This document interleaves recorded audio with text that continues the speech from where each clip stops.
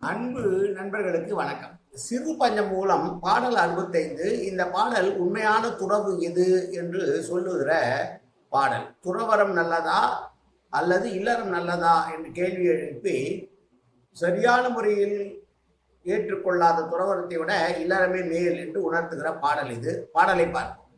போர்த்தும் உரிந்திட்டும் பூசியும் நீட்டியும் ஓர்த்து ஒருவால் மறைத்து உண்பான் மேய் ஓர்த்த அறம் அறவேல் சொல் பொறுக்க அன்றேல் கலிக்கண் துறவரம் பொய் இல்லறம் மெய் என்பதாகும்.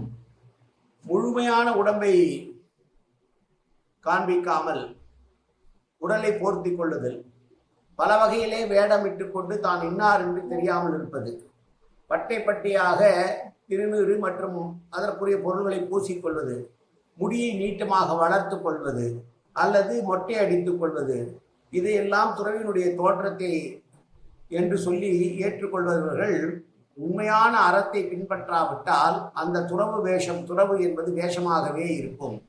அவர்கள் அறத்தை உணர்ந்து வாழாமல் அறத்தை பற்றிய சொற்களை மட்டுமே பேசினால் அந்த துறவரம் பயனற்றது. உண்மையான ஒழுக்கமும் பொறுப்பும் கொண்ட இல்லற வாழ்க்கையை மெய்யான அறமாகும். வெளிப்புற வேடம் கொண்ட துறவரம் என்பது போலியானது என்று சொல்கிறார். திரிகரண சுத்தி என்று சொல்வார்கள். உடம்பால் மனதால் வாக்கால் எப்போதும் நல்லதையே செய்ய வேண்டும். அப்படி உண்மையாக இருப்பதை விட உண்மையாக இருக்க வேண்டும் என்று சொல்லுபவர்கள் அப்படி உண்மையாக நடந்து காட்டக்கொள்ள வேண்டும், நடந்து காட்ட வேண்டும்.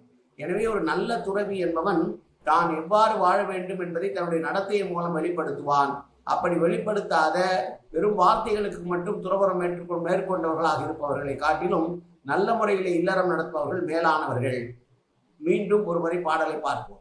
போர்த்தும் உரிந்திட்டும் பூசியும் நீட்டியும் ஓர்த்து ஒருவால் மறைத்து உண்பான் மேய் ஓர்த்த அறம் அறமேல் சொல் பொறுக்க அன்றேல் கலிக்கண் துறவரம் பொய் இல்லறம் மெய் ஆம். நன்றி, வணக்கம்.